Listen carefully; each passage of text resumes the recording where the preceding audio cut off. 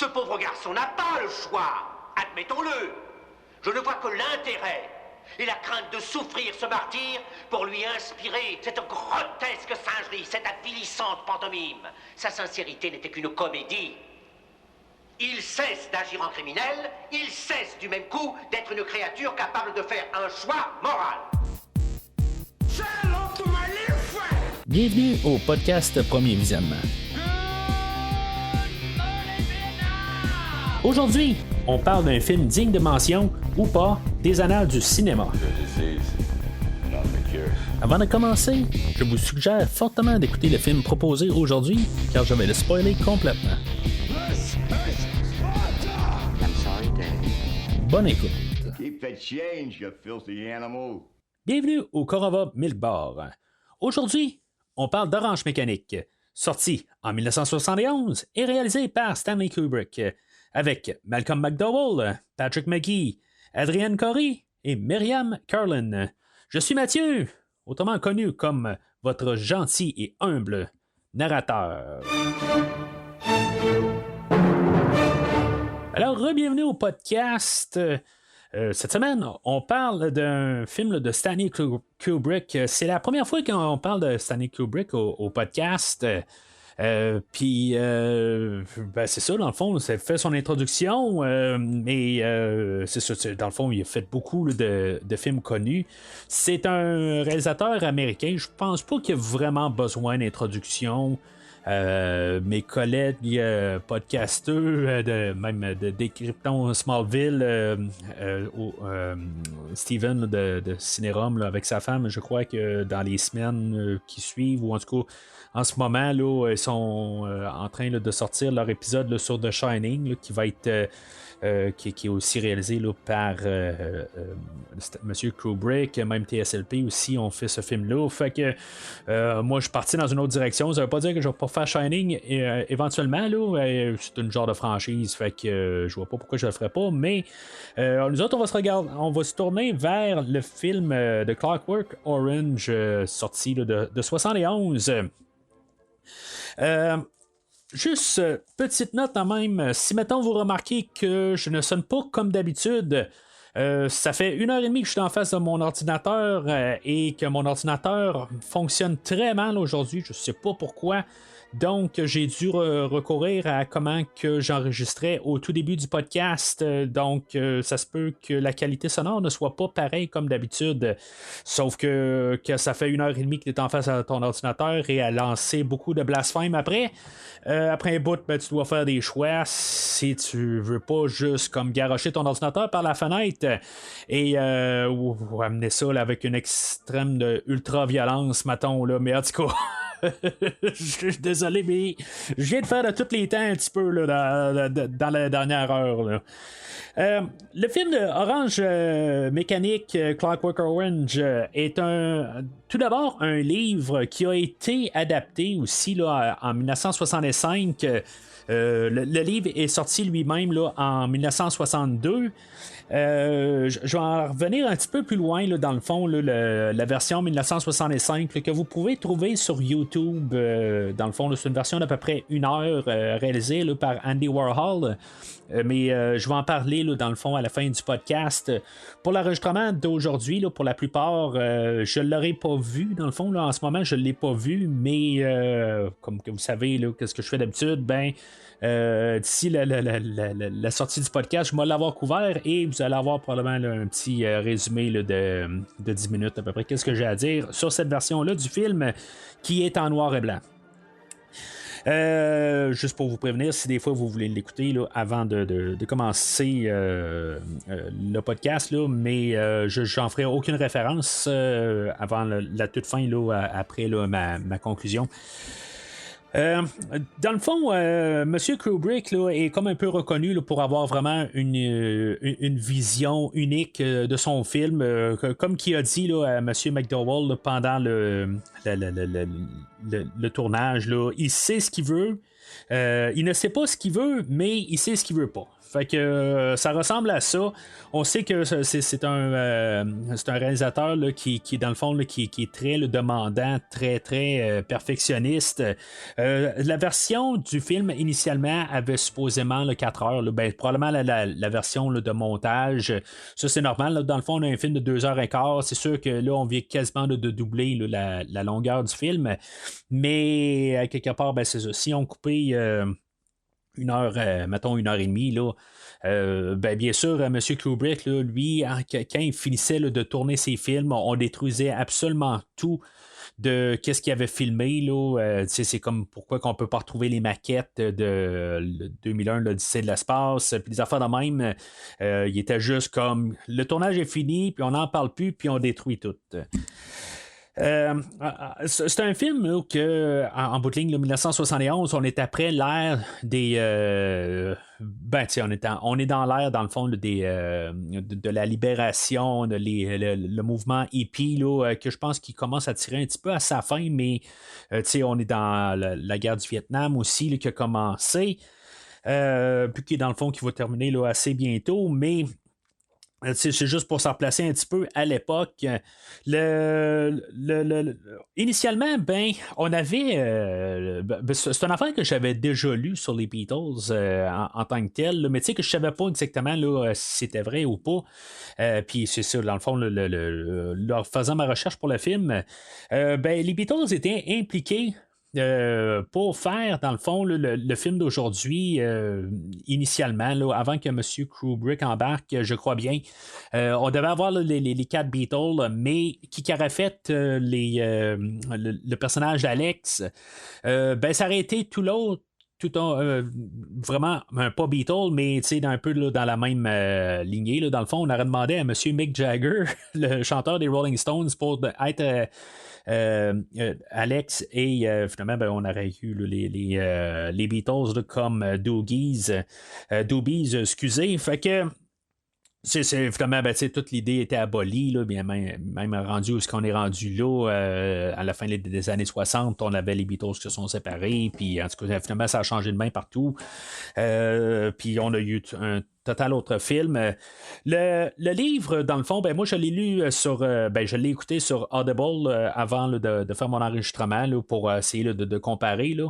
Je vous dirais qu'en général, là, c'est pas mal le même film. Là, fait que je vais faire très peu de références au livre en tant que tel, à part que le livre, quand il a été écrit en 1962, l'écrivain Anthony Burgess, lui, c'est un auteur qui commençait, fait que il était pas trop demandant en tant que tel. Puis lui, il est sorti dans le fond en Angleterre sa version du livre là, avec 21 chapitres. Mais quand on a voulu faire l'impression, le distribuer en Amérique du Nord, on a coupé le dernier chapitre. Puis le dernier chapitre, ben, dans le fond, en tout cas, je vais en parler à toute fin du film, là, qu'est-ce qu'on aurait pu faire là, avec le personnage et tout ça. Mais M. Kubrick, lui, il a lu la version avec 20 chapitres. Il manque le dernier chapitre de qu'est-ce qui se passe avec le personnage d'Alex. Fait que c'est ça. Fait que dans le fond, si vous lisez le livre aujourd'hui, ben vous dites qu'il manque toute une dernière partie parce que tout simplement, M. Kubrick n'a jamais lu la dernière partie. Fait que il a fait une version assez fidèle. Il y a des petites affaires là, d'esthétique. On est rendu à une dizaine d'années plus tard. On a peut-être un peu. La société a quand même changé beaucoup là, dans les années 60. Fait que il y a des choses qu'on aurait peut-être pu mettre en 1962 à l'écran, puis plutôt à l'inverse. Des choses qu'on a mis en 71, puis que peut-être qu'on n'aurait pas pu. Là, on aurait peut-être été peut-être qu'on aurait été trop avant-gardiste pour l'époque. Là. Fait que ça change quand même là, pour ça. Mais essentiellement, là, c'est l'esthétique. Il y a des petits détails là, de fond là, qui sont pas pareils. Là, comme les personnages ne sont pas nécessairement habillés en blanc, ils sont habillés en noir. Là. Mais en tant que tel, l'histoire de fond, puis l'histoire là, de tout le cheminement, tout ça, tout est pas mal intact, puis pas mal tout fait là, dans la même chronologie. Là. Il y a des petites affaires, là, mais j'en parlais là, un petit peu plus tard dans le podcast.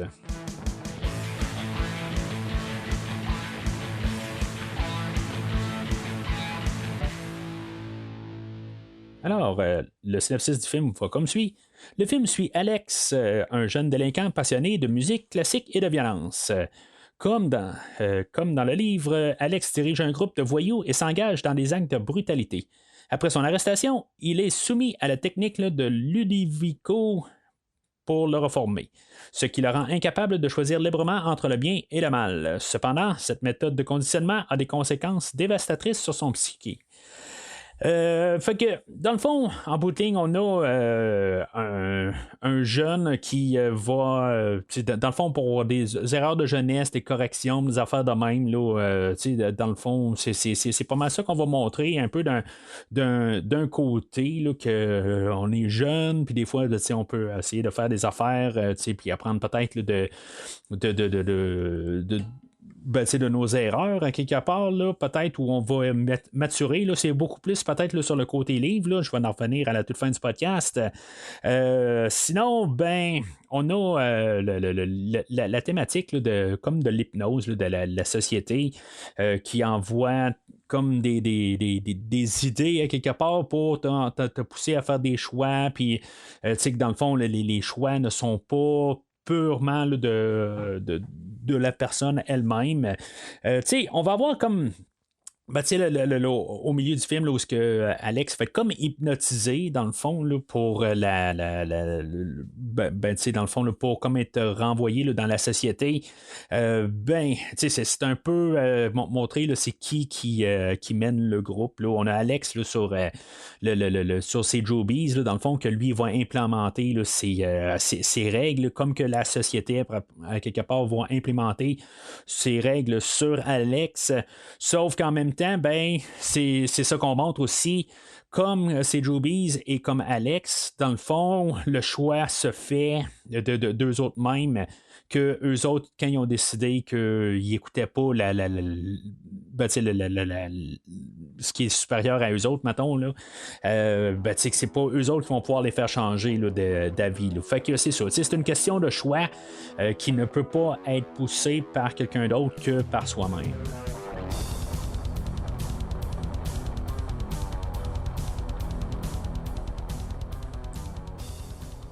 Fait que moi, dans le fond, le film, c'est pas la première fois que je le vois. Là. Je l'ai vu peut-être 3-4 fois avant le podcast d'aujourd'hui. C'est un film que, bien sûr, je voulais revenir.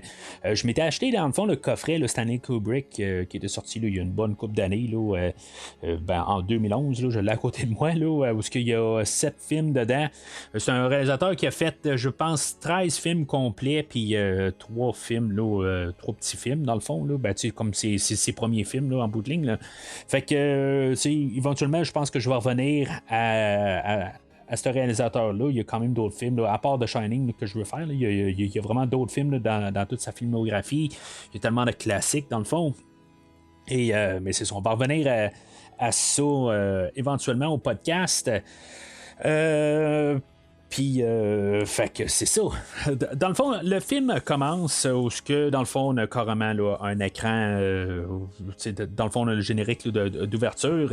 Je sais pas, je me pose quand même des questions parce que, le film va dire Clockwork Orange, qui est sur un fond rougeâtre et non orange.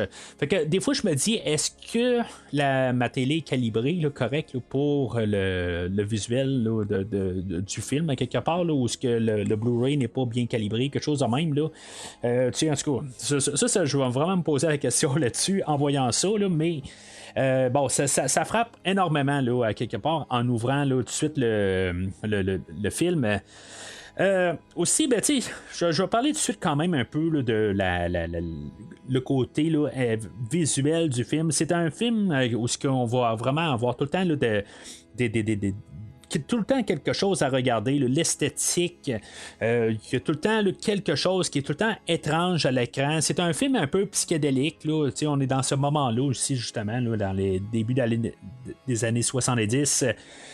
Puis ce film-là, là, ça sent juste là, le côté artistique, le côté là, de vouloir quand même provoquer un peu. Il y a beaucoup là, juste. Il y a beaucoup de nudité, mais il y a beaucoup là, de symboles, il y a beaucoup de visuel, le côté là, érotique là, de partout. Là, tout le monde a quelque chose là, qui est soit un gros morceau pour un homme ou il y a beaucoup là, de choses là, qui nous font tout le temps regarder. Là, se dire qu'à quelque part, là, je veux pas dire dégradant ou à quelque part que c'est juste un petit peu là, peut-être là, sur-sexualisé, mettons. On pourrait se demander est-ce qu'il y a des choses qui sont gratuites ou pas. Il y a des moments que je me dis oui, c'est gratuit. Il y a des moments que c'est correct un petit peu, c'est pour le côté là, peut-être un peu de choqué pour un peu en tout cas, juste pour rajouter quand même un peu dans l'esthétique, tout ça. Mais tu sais, comme à la toute fin, là, quelque part, là, où quand Alex là, il est dans le lit d'hôpital et qu'il y a une infirmière qui sort et que dans le fond, elle est toute dévêtue, là, puis on voit sa poitrine, dans le fond. Ça, mettons que c'est dans le côté pas mal gratuit, tout simplement. Là. Peut-être avec ce moment-là, on comprend qu'est-ce qu'ils ont fait, mais il n'y avait pas besoin là, de juste mettre une nudité gratuite de même. Fait qu'il y a des moments oui, il y a des moments non en tant que tel, là, mais je trouverais que peut-être qu'on aurait pu un petit peu atténuer là-dessus. Mais ce film-là, a vraiment été à l'époque, là, il a été quand même, je sais pas si je dois dire révolutionnaire. C'est ça un peu d'un côté, mais en tant que tel, là, il a vraiment là, ressorti beaucoup là, par tout ce visuel-là. Puis je parle même pas encore de la violence qui pouvait peut-être un peu. Excusez l'anglicisme, là, peut-être un peu challenger un peu la mentalité des gens qu'on va avoir un peu que je vais parler dans quelques minutes là. Mais c'est ça, quelque part, c'est tout aussi le côté couleur, tout, tu sais, il y a un côté qu'on est comme un petit peu détaché. Le fait que tout est coloré, dans le fond, on est supposé de se passer un petit peu là, dans un futur, là, peut-être 2 ans après le film ou quelque chose de même. Là, mais à quelque part, on a toujours des vinyles, on a toujours là, comme la technologie là, des années 70. Fait que le futur, oui, mais tout le monde est un petit peu pas là. Je veux dire, c'est comme un peu. Je sais pas. Parce que c'est comme une drôle d'esthétique, c'est comme une pensée futuriste, mais pas un futur du tout, à quelque part, là, parce que tout est quand même encore là, bien placé là, dans les années 70. Mais ce que j'ai remarqué, c'est que beaucoup de femmes ont des cheveux colorés aujourd'hui. Ils ont toutes des perruques sur la tête, vraiment colorées. Là, c'est soit mauve, bleu. La mère, elle, d'Alex, justement, là, je pense qu'elle a les cheveux roses. C'est comme vraiment tout un peu bonbon, pas mal, là, comme apparence. C'est là qu'on est introduit à notre narrateur qui va nous guider tout le long du film. Là. Notre narrateur, c'est le personnage de Alex, qui est joué par Malcolm McDowell. Malcolm McDowell, je l'ai couvert au podcast avec au tout début, là, où j'ai parlé là, de Halloween 1 et 2 là, de Rob Zombie. Je l'ai couvert tout récemment aussi, là, où dans le fond, il avait encore augmenté là, de sa popularité après le film d'aujourd'hui et de Halloween, où ce qui a joué là, dans le film là, de Home Alone de Holiday Heist, je pense là, que le 5e film là-dedans, mais non, c'est vraiment triste là, à quelque part là, mais là on rembobine là, tellement d'années en arrière où ce que dans le fond on va avoir mis Malcolm McDowell, dans le fond ça va être le film qui va l'avoir créé, dans le fond selon Stanley Kubrick, lui, quand il a lu le livre d'Orange Mécanique, il venait juste de voir un film avec Malcolm McDowell, puis dans le fond, c'est lui qui voyait tout de suite pour faire le personnage d'Alex. Supposément que c'est comme un peu sur les dires là, c'est pas Stanley Kubrick qui l'a dit directement là, mais c'est lui qui avait en tête tout le long, puis que peut-être qu'il n'aurait pas fait le film là, si mettons Malcolm McDowell n'aurait pas accepté. Supposément que Malcolm McDowell aurait lu le livre 3 fois avant d'accepter la proposition là, de Stanley Kubrick. Stanley Kubrick à l'époque, dans ces grands films, là, on avait Spartacus qui était sorti en 1960. 2 ans plus tard, on avait le film Lolita. Après ça, on avait 2001, l'Odyssée de l'espace. Puis, dans le fond, là, c'est comme tous des films là, qui sont très connus là, dans son ouvrage. Puis, à quelque part, tu sais, bon, moi, je me dis juste, si on regarde Malcolm McDowell, qu'est-ce qu'il a fait? Oui, tu sais, il commençait peut-être à avoir une petite renommée, mais 2001, l'Odyssée de l'espace, qui venait de sortir, dans le fond, là, si on calcule qu'il a commencé à filmer en 1970, ben, tu sais, t'es approché là, par un grand cinéaste, fait que peut-être que t'as une chance, là, dans le fond, là, de percer là, assez rapide. Je vois pas pourquoi qu'il a lu le livre 3 fois. Le livre est quand même, ben, il est pas très long. Là. C'est dans le fond, là, sur Audible, là, c'est une durée de 7 heures. Fait que, il faut s'entendre qu'il a peut-être pas lu le livre là, du couvert à la fermeture 3 fois. Là. Il a peut-être lu là, quelques petites affaires dedans. Puis après ça, il a relu un petit peu là, une certaine partie dans le livre. Là. En tout cas, d'après moi, là, ça me surprendrait qu'il ait lu toutes les pages au complet. Là, mais je trouve ça un peu douteux, à quelque part. Mais bon, c'est Malcolm McDowell aussi, il est au-dessus là, de 200 crédits là, sur IMDb. Je comprends que quelque part, c'est un acteur qui se prend très au sérieux, puis qu'en bout de ligne, il veut pas faire n'importe quoi là, rendu là. Puis c'est ça aussi. Fait que je sais pas pourquoi que je doute de qu'est-ce qu'il a à dire, là, mais bon, j'essaie juste de mettre ça quand même un petit peu, là, je questionne un peu. Malcolm McDowell avait 27 ans à l'époque, qui fait un personnage de 15 ans. En tout cas, je sais pas si ça y paraît pour 15 ans. Moi, je veux dire, je trouve pas qu'il a l'air d'un personnage qui a 15 ans, là. Mais en tout cas, ça, c'est peut-être. Je sais pas, il a mal vieilli, mettons, là, pour quelqu'un de 15 ans. Là, il y a des hormones là, qui ont poussé un petit peu plus. Mais c'est ça, à quelque part. Là, je ne vais pas vraiment reprocher ça au film. Il y a de l'air quand même jeune, que si mettons qu'on la garde là, où ce que je l'ai plus connu là, un peu plus tard, là, où ce que éventuellement je vais le couvrir là, pour Star Trek, le film là, de passage de flambeau là, de Star Trek Generations, mais en tout cas, il a quand même changé beaucoup là, jusqu'à ce temps-là. Mais en tout cas, fait que là, techniquement, il y a 15 ans pour le film d'aujourd'hui. Son personnage, qui est, je pourrais peut-être dire inconscient, il est narcissique, il est, je sais pas si on peut dire qu'il est peut-être sophistiqué. Sur le côté, là, en se retournant un peu là, dans la société là, de 1970, en disant que il écoute de la musique classique qui est peut-être là, dans une case à part, mettons, là, puis je dis ça toujours dans le côté société, qui à quelque part, c'est pas, il y a comme des apparences de genre haute classe, là, mettons, là, écouter son classique. Mais c'est ça, à quelque part, il est tellement narcissique que en même temps, il y a comme une joie de vivre, mais au dépens de toutes les autres. Puis ça l'inclut, dans le fond, que lui, c'est comme un chef chef de bande, là, qu'il appelle les Doobies, que, dans le fond, que ils sortent à tous les jours, dans le fond, pour faire des mauvais coups. Et dans le fond, ils vont vider les poches de des gens. Et en bout de ligne, ben, c'est ça.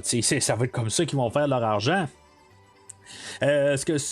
Puis dans le fond, il y a une voiture là-dedans. Je sais pas si c'est leur voiture à eux autres ou dans le fond c'est une voiture volée. Là, c'est pas très clair. Ce qui me fait rire, pareil, c'est que ça fait vraiment penser le Batman 1966 à quelque part où on a la voiture qui va très vite et dans le fond tout l'arrière-plan là, qui bouge. Mais en tout cas, c'est pour montrer quand même le côté là, qui ont sont comme laissés aller, qui sont comme sur un speed. Eux autres, dans le fond, ils vont à le Korova Milk Bar. C'est un endroit où ils vont prendre du lait, là, mais il faut comprendre que c'est pas du lait là, de vache là, qui ou pasteurisé. Il y a probablement quelque chose là-dedans. Dans le livre, ils porte un petit peu plus là, d'expliquer c'est quoi là, quelque part. Là, je veux dire, dans le fond, ils disent il est très poli, pareil, le livre, il est pas très cru, puis il apporte un peu le langage au film aussi, qui, à place là, de dire là, qu'ils vont violer ou quelque chose de même, ben, ils vont parler là, du in and out, là, de l'entrée-sortie, là, juste pour comme faire ça là, très politiquement correct. Puis c'est ça aussi qui donne un peu le côté là, en guillemets sophistiqué peut-être là, du personnage là, de Alex. Puis c'est ça, tu sais, mais on le voit tout aussi là, dans toute son apparence, puis comme son sourire, je vais pas dire moqueur, mais tu sais, à quelque part, là, on voit tout à quelque part quel genre de personnage qu'il est, là, puis tu sais, avec justement son sourire, il paraît beaucoup là, narcissique à l'écran. Puis, chose que j'ai remarqué, ben, ok, bon, je l'ai vu sur VHS dans les années 90, là, fait que disons que je remarquais pas tous les détails, mais il y a quelque chose sur les yeux en tant que tel, là, juste sur un des yeux en tant que tel. Là, je sais pas exactement c'est quoi peut-être un point de vue ou quelque chose de même là, qu'on veut souligner là, à quelque part, mais sinon, je sais pas qu'est-ce qu'on veut faire de plus avec ça. Le personnage, bon, lui, il va dire qu'il s'appelle Alex de Large. Dans le livre, on le nomme pas vraiment. Là, il dit qu'il a déjà été large ou quelque chose de même. Là, fait que, on joue avec ça un peu. Bien sûr, ben, ça aussi, c'est un personnage qui est un petit peu plus gros que nature aussi. Fait que, c'est peut-être qu'on joue avec ça en disant ça, mais bon. C'est ça, ça fait juste le personnage de sociopathe qu'on voit là, pendant tout le film. Comme je parlais là, comme tout le visuel, supposément que le seul set qui a été fait, là, on parle du Milk Bar, je pense qu'il y a quelque chose d'autre un peu plus loin, là, mais il y a pas grand sets qui ont été fabriqués pour le film. Là. Selon Malcolm McDowell, Malcolm McDowell, on va le suivre tout le long du film. Là. Il y a quasiment rien là, du film, je crois, qui n'est pas dedans. Je pense qu'il est dans toutes les scènes. Je pense, là, à penser vite. Là. Mais sinon, ben, c'est ça. Il voit pas. Il y a peut-être une couple de petites choses qu'il voit pas, là, mais honnêtement, je pense qu'il n'y a rien qui me revient qu'il n'est pas dedans. Fait qu'il a vu tout, dans le fond, toute la production, comment elle a été faite. Mais ce que je remarque, pareil, s'il n'y a pas de sets qui ont été faits, je remarque beaucoup dans le style de Stanley Kubrick, c'est que souvent, toutes les chambres, tous les plans qui sont faits, pas tout le temps, mais tous les endroits qu'on va, on est souvent dans un corridor, on a souvent des... tu sais, comme tout est fait sur le long. En tout cas, fait que je sais pas si il n'y a pas de sets qui ont été construits à part le Milk Bar qui est vraiment comme un long corridor. Mais c'est comme quand on est dans la maison là, il y a un monsieur là, qui est en chaise roulante un peu plus loin. Ben, tout est en long. Puis moi je me demande quasiment si c'est pas juste on n'a pas utilisé le même set un peu, puis juste comme refait les murs, des affaires de même là. Mais bon, je veux dire, monsieur McDowell était là sur place, il va dire qu'on a filmé dans une maison. Fait que j'imagine qu'il y a plus raison que moi là-dessus. Là. Lui, il était sur place, mais en même temps, je pense que le commentaire audio a été fait là, quelque chose comme en 2007. Fait que il doit avoir des détails un petit peu qu'il doit avoir oublié ou quelque chose de même. Là, mais c'est juste plus le côté là, des remarques que je fais. C'est probablement juste les prises de vue là, que M. Kubrick aime avoir. Puis qu'ils ont choisi des maisons similaires pour avoir un peu un parallèle aussi avec le visuel. Là. Fait que c'est comme ça que je vois ça. Je vais rajouter aussi la musique en tant que telle. On va avoir beaucoup là, de clins d'œil, comme Beethoven, des affaires de même là, qu'on entend beaucoup pendant tout le film. Mais bien sûr, il y a une nouvelle aussi, une trame sonore qui a été écrite pour le film. Là. Mais tu sais, dans le fond, elle va pour vraiment là, joindre le côté là, quand même de musique classique qu'on va entendre. Est quand même assez différente, est un peu électronique comme musique. Elle se distingue, mais elle va vraiment complémenter toute la musique classique qu'on va entendre là, pendant le film. L'auteur qui s'appelle Walter Carlos, mais qui n'est pas un homme, là, dans le fond, c'est Wendy Carlos, qu'on pourrait peut-être se tromper. Là, c'est comme un nom d'auteur. Peut-être que à l'époque, on voulait juste mettre peut-être un nom d'homme. Ben, tu sais, ça, il y a des auteurs qui sont comme ça aussi, là, qu'on m'en a parlé. Je pense que l'auteur, là, c'est pas. Non, pas Frankenstein, mais en tout cas, il y a plusieurs auteurs là, dans le temps là, où on avait. C'était une femme qui a écrit l'œuvre, mais sous un pseudonyme d'homme. C'est probablement ça qu'on a fait aujourd'hui, là, d'après ce que je peux comprendre. Mais c'est ça. Fait qu'on suit, dans le fond, là, toute notre Qatar, qui eux autres vont croiser un Soulon, puis que dans le fond, ils vont le battre. Un peu plus tard, ben, on a des violeurs là, qui sont dans le fond, là, des extras dans le film, là, puis à quelque part, on leur a trouvé une job à faire. Dans le fond, on leur a trouvé un rôle. Puis c'est comme les doublures, dans le fond, mais on leur donne des rôles. Puis, dans le fond, eux autres, ils vont violer une femme là, dans un théâtre. Puis, notre 14, eux autres, ils arrivent comme sauveurs, on pourrait se dire. Puis, ils vont battre tous les violeurs. Mais, à la suite de ça, ben, ils vont, on pourrait se dire, bon, ben, à quelque part, c'est comme des justiciers qui ont comme un peu des méthodes douteuses, à quelque part, mais qu'au moins, ils ont sauvé une femme de se faire violer.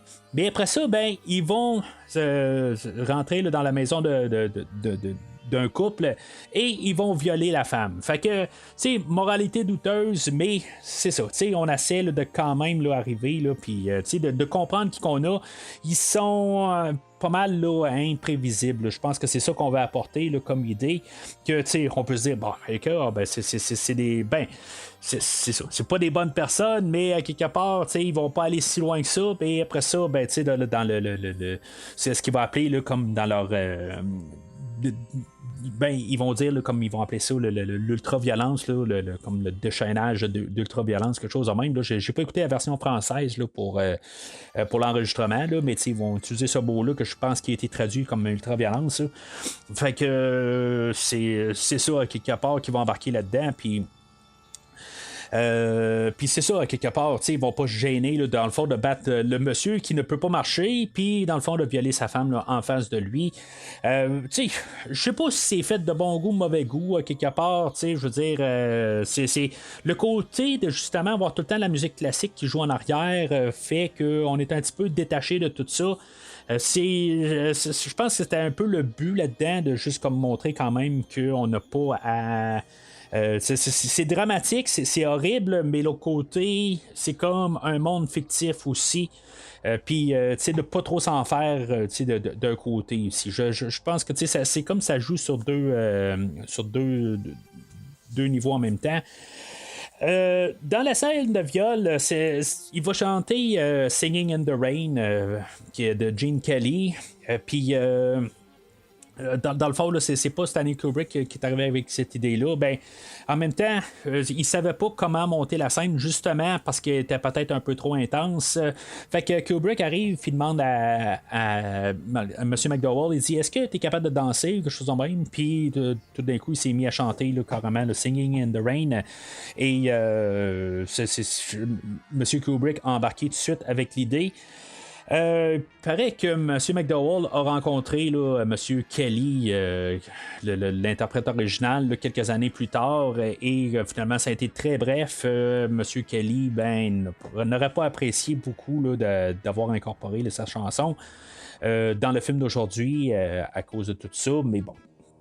C'est vraiment triste à quelque part. Puis, ça fait juste remettre en idée là, d'aujourd'hui comment on regarde des films, puis que tout, dans le fond, on regarde des films, puis on a grandi sur des films, puis les gens sont comme plus embarqués dedans, puis dans le fond, il y a comme tout le temps un côté là, de transparence. Mais à l'époque, tout le monde ne comprenait pas ce système-là à l'époque, où ce qu'on pouvait peut-être penser, il est en train de me copier, ou il a violé mon ouvrage, des affaires de même. Oui, on le fait encore aujourd'hui, mais aujourd'hui, je crois qu'on est plus capable de comprendre qu'on a grandi sur quelque chose, on essaye de juste... on a grandi avec des choses à la télé, puis c'est normal que des fois, on fait référence à des choses qu'on a vues à la télé, ou ce qu'on a grandi avec. Mais à cette époque-là, les gens, je pense qu'ils n'avaient pas encore tout à fait compris ça, puis c'est vraiment dommage, dans le fond, que M. Kelly là, n'a pas plus été flatté d'un côté. Là, je veux dire, il va avoir repris la chanson là, pour une scène horrible, mais c'est ça. Je sais pas pourquoi que ça n'a pas... c'est ça, pourquoi qu'il l'a pas accepté, là.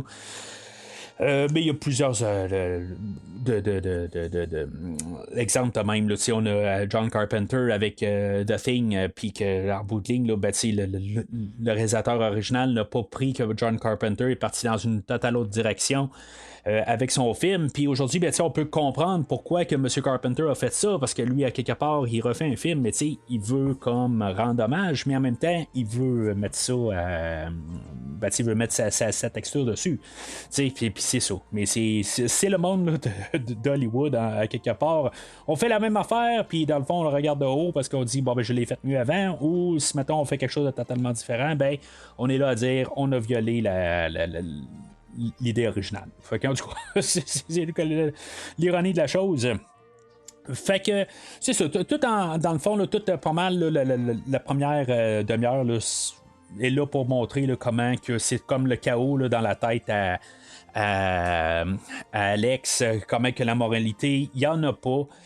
Il rentre chez lui en bout de ligne, on voit là, des figures là, du Christ. Je pense qu'il y a 4 ou 5 statuettes là, du Christ qui sont comme placées comme une danse en ligne.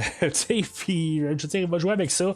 Il y a beaucoup de visuels aussi, je pense, pour choquer un peu le monde, là, en guillemets, libéré. Des années 60, 70, je pense qu'on veut apporter ça, mais après ça, il va dormir, il va se coucher, puis quelque part, ben, on va voir ça justement, là, une image du Christ qui va porter sa croix et que lui va être la personne, là, le Romain qui va fouetter le Christ. Là, c'est comme on va montrer ça. Là. Je sais pas si c'était à cet endroit-là, là, mais lui aussi, il va être. Tout va être comme de la violence pendant qu'il va se coucher. Il va comme apparaître pour le Dracula. Aussi, il va comme jouer dans Spartacus, là, qui était un autre film là, de Stanley Kubrick, comme j'ai mentionné tantôt. Dans sa chambre, il y a un serpent qui va appeler Basile, que lui, ben dans le fond, ça a l'air que Malcolm McDowell ne tripait pas bien sur les serpents, mais c'est ça. Dans le fond, c'était un petit peu quelque chose là, que Kubrick a voulu rajouter un petit peu là, pour peut-être un peu narguer là, Monsieur McDowell. Là. La Durango 75 ronronnait bien carachot, comme une douce vibration chaude à travers les tripes. Ce fut bientôt les arbres et la nuit, mes frères. La vraie nuit de la campagne. Ce qu'il nous fallait à présent, c'était une petite visite surprise. Ça, c'était super. La grande fête, avec le piment de l'ultraviolence. Alors, on a à peu près une vingtaine de minutes dans le film où ce que Alex, comme je dis, bon, il a sa bande, mais il est quand même vraiment beaucoup égocentrique, que lui fait des choses quand même sans ses doobies. Il va, comme on sait, il est mélomane, fait qu'il va se promener là, dans une boutique là, de musique et bon, il va arrêter où ce que on va voir très clairement un long jeu là, de 2001, là, l'Odyssée de l'espace, qui est ironique un peu parce que oui, il y a vraiment un vinyle là, de 2001, l'Odyssée de l'espace, mais la trame sonore, il n'y a rien là, qui a été composé. Là. Ben, ça a été composé, mais il n'y a pas de vraie trame sonore en bout de ligne. Là, c'est toutes des musiques classiques qui ont été reprises là, pour toute la trame. Mais bien sûr, dans le même plan, ben, moi je remarque aussi, là, justement, je parlais des Beatles tantôt, ben, il y a l'album Magical Mystery Tour là, qui est tout au fin fond là, dans le même plan. Là. Fait que, je sais pas si c'est un clin d'œil aux Beatles, puisqu'il était impliqué là-dedans. Malcolm McDowell, là, dans son commentaire audio, va arriver lui aussi, va dire que il faut blâmer les Beatles dans le fond là, parce qu'ils ont les cheveux longs là, dans le film. Oui, c'est très fort probable aussi. Là, on était vraiment là, dans l'ère des hippies. Là. Mais dans le magasin en question, il va rencontrer là, deux filles, deux femmes qui vont aborder, puis que dans le fond, il va les inviter là, à aller chez lui. Lui, dans le fond, c'est ça, il y avait. Il se portait malade là, pour l'école. Comme je dis, bon, je sais pas, il est au secondaire, au cégep ou quelque chose de même. Là. Ses parents qu'on a rencontrés un peu plus tôt, ben, ils sont. Ils savent pas exactement qu'est-ce qui se passe avec son garçon. Ils se doutent qu'ils ont quelque chose là, qui marche pas à quelque part, mais ils posent pas de questions. Ils sont comme, en guillemets, à leur place, puis ils vont pas plus loin. Ils savent peut-être que leur garçon a des petits problèmes, mais ils forcent pas plus. Fait qu'eux autres, ils sont pas là à la maison. Il y a, tu sais, je sais pas, c'est un agent correctionnel ou en tout cas quelqu'un qui fait comme. D'après moi, il y a eu d'autres problèmes avant. C'est peut-être pour ça aussi que les parents ont des soupçons, des affaires de même. Là. On a le personnage de Deltroid qui est vraiment là. C'est vraiment étrange un peu là, ce personnage-là où ce qui va arriver à la maison puis il va comme jaser là, avec Alex, il va comme lui dire ben, je sens que tu retournes dans le côté là, délinquant puis en tout cas il y a comme un côté là troublant quelque part. Je veux dire, si c'est un enfant de 15 ans, puis le monsieur est comme assis, bon.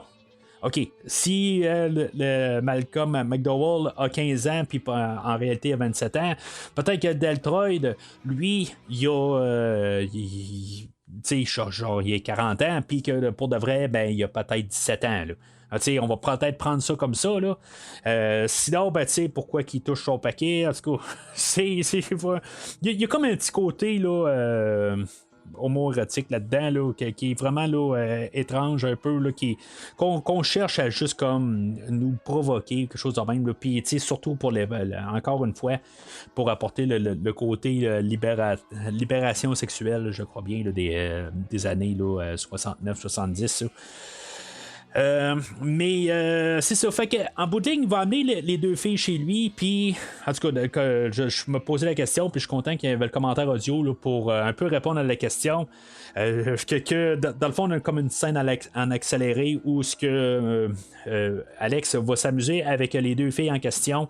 Et que même Malcolm McDowell va s'amuser avec Stanley Kubrick. Parce que ça a l'air que Stanley Kubrick avait quand même un œil un peu là, sur la fille avec les cheveux. Ben, il dit brunette, mais en tant que tel, il y a un peu de mauve là-dedans. Là, fait que. En tout cas, avec la fille avec les cheveux foncés, fait que Malcolm McDowell, puis tu sais, ça a pris supposément 28 minutes, fait que tu sais, peut-être que ça fait 14 minutes qu'ils sont en train de filmer, ben tu veux pas commencer à dire coupe, fait que McDowell, ben lui, il continue à quelque part, il prend une fille, puis tu sais, je veux dire, il va s'allonger dans le lit avec elle, puis après ça, ben tu sais, l'autre fille, elle va se lever, puis dans le fond, après ça, il va changer de fille, puis il va aller rechercher la brunette, mais tu sais, c'était pas supposé aller chercher la brunette après ça. Ben, juste pour vraiment narguer un peu là, Stanley Kubrick, ben, il va aller rechercher la brunette, puis après ça, il va faire une continuité de la scène, puis dans le fond, ben, c'est ça qu'on voit dans le film. Mais je peux poser vraiment combien de temps que ça avait été, combien de temps qu'on voyait en accéléré, là, puis on parle d'à peu près une demi-heure. Là. Fait que, comment il a fait pour savoir exactement 28 minutes, ben, dans le fond, il a dû voir la bobine, comment elle a été, là, mais c'est ça, c'est ça. C'est 28 minutes qui a été condensé à peu près en 15 secondes à peu près. Là. Mais ça, c'est peut-être un coup égoïste de Alex, parce qu'après ça, ben, c'est ça, il va descendre de chez lui, de son appartement, et il va retrouver là, ses 3 Doobie collègues, qu'eux autres, ben, sont un petit peu tannés là, d'être gérés, là, en guillemets, là, par Alex. Puis ils vont lui dire, à quelque part, ils vont dire, là, ben, respecte-nous. Il va pas vraiment. Ben, il dit, bon, t'as manqué de l'école aujourd'hui, puis qu'est-ce que t'as fait? T'es parti en solo, tout ça. Normalement, on fait tout à 4. Fait que, Alex va devoir comme mettre son poing sur la table et essayer de reprendre sa dominance sur le groupe en question.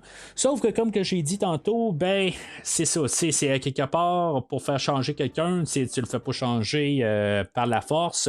Ce que Alex va faire, quelque part, il y a le grand plan là, bien connu là, qui va être sur le bord de la rivière, qui va être filmé au ralenti, où ce que Alex, dans le fond, il va planter là, 2 des Doobies, il va en envoyer là, les 2 à l'eau. Puis c'est vraiment là, ben, c'est très beau là, comme scène à quelque part là, où ce que ben, c'est tout au ralenti, mais quand on les voit tomber à l'eau tout au ralenti, là, je veux dire, il faut revenir aussi en 1971. On peut tout le temps faire ça à cette heure facilement sur nos téléphones, des affaires de même. Mais apporter ça du côté là, dans le temps, là, il y a plus de 50 ans, là, ben, c'est juste ce choix-là que Kubrick a choisi, ça fait une scène très, très remarquable. Dans le fond, lui, il va couper la main là, de Dim, qui est, je sais pas, tu sais, je sais pas si il lui manque quelque chose, quelque part, là, tu sais, il est un petit peu, on dirait qu'il a, qu'il a pas toutes ses facultés là, mentales, là. En tout cas, je veux dire ça là, dans le plus doux là, des manières, là, sans offusquer personne, là. Mais c'est ça, tu sais, dans le fond, c'est parce qu'il est pas mal, là, Alex est pas mal tout le temps sur son dos. Fait que il y a Georgie qui est toujours un petit peu à sa défense. Puis il y a Pete aussi. Qui est plus éloigné puis qui cherche pas le trouble avec personne, mais que en tant que tel, ben c'est ça, il est tout le temps. On a comme deux là, qui vraiment là, s'opposent pas mal là, au régime là, de Alex. Mais c'est ça. Fait que le fait qu'il y a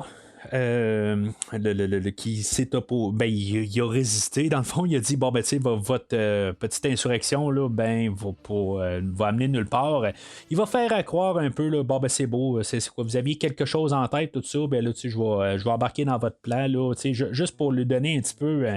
Un petit nanan, mettons, un petit bonbon, là, quelque part pour dire, bon, ben, tu sais, on est une équipe, là. Fait qu'il va embarquer avec l'idée. Eux autres, je pense que c'est Georgie, il va arriver puis il va dire bon ben on a spoté là, une madame qui est toute seule avec ses chatons, tout ça, un petit peu en dehors de la ville. Fait qu'on pourrait peut-être aller puis tu sais, il y a bien des bijoux là-dedans, tout ça. Fait que tu sais, on va pouvoir aller se remplir les poches en allant là. Sauf que là-dedans, ben, c'est ça. Ils se sont arrangés pour qu'en bout de ligne, ben, ils vont s'arranger pour qu'ils se fassent pogner par la police. Mais avant tout ça, la dame au chaton qu'elle s'appelle là, dans les crédits, là, je sais pas si maintenant on a un genre là, d'idée anti-féministe ou ce que en bout de ligne, on a comme je sais pas, ben, un gros pénis, il faut le dire, là, qui est comme tout dans sa salle de yoga à quelque part, puis qu'elle, en bout de ligne, elle va se faire battre là, par le gros morceau à quelque part, tu sais, je veux dire, puis elle va s'en faire tuer quelque part, tu sais. Est-ce qu'on a un côté là de, je me pose vraiment la question si on voulait comme la montrer un peu frustrée parce que la madame est très sec, mais c'est normal, elle est en train de se faire agresser dans sa maison, tu sais, assez bien là, mais je trouvais que il y a comme quand même un côté là que je trouvais que ça faisait un petit peu anti-féministe là, quelque part, tu sais, qu'elle se fasse battre, ben tu sais, puis ultimement tuer là par un gros pénis là, quelque part là, visuellement c'est drôle à voir, mais en tout cas sous un autre un sous-texte là, je pense qu'il y a un genre là, de côté là, de replacer la femme à sa place, puis je sais pas quoi en penser de ça. Je trouve que tu sais c'est je sais pas, je connais pas Monsieur Kubrick là, sur cet angle là en tant que tel là, toutes ces quoi tu sais je vais checker sur d'autres films là, quand même un peu plus tard. Là.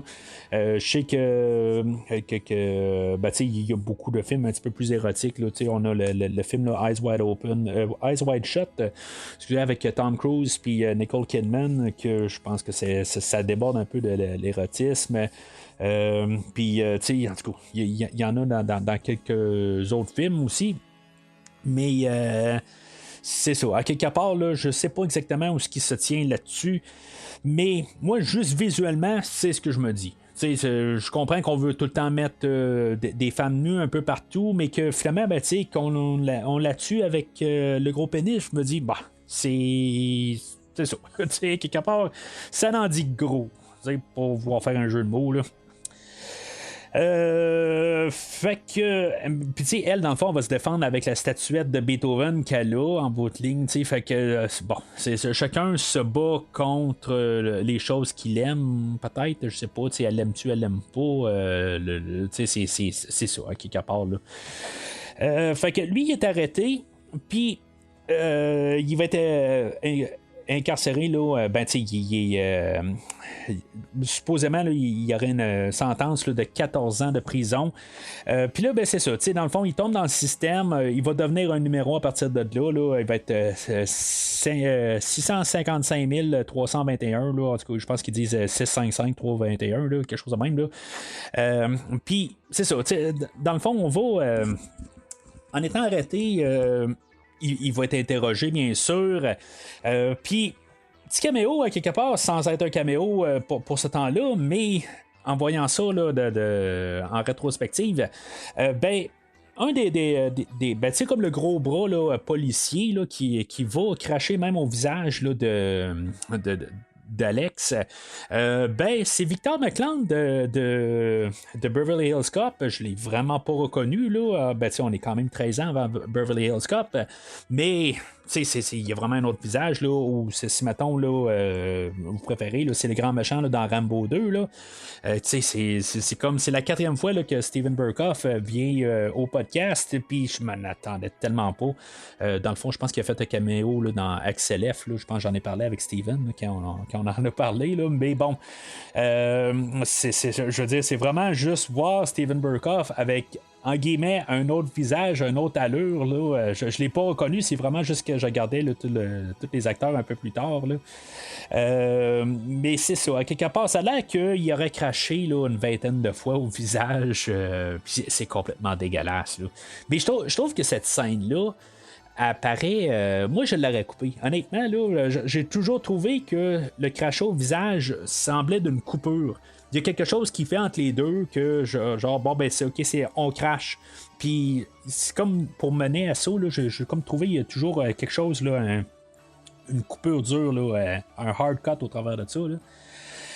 Fait qu'on est introduit au surveillant chef, là, quelque chose de même, là, qui lui, il va toujours être en train là, de. C'est comme, c'est pas être libre, mais en bout de ligne, c'est comme encore une fois, on va essayer là, de juste dire comment que les choses sont.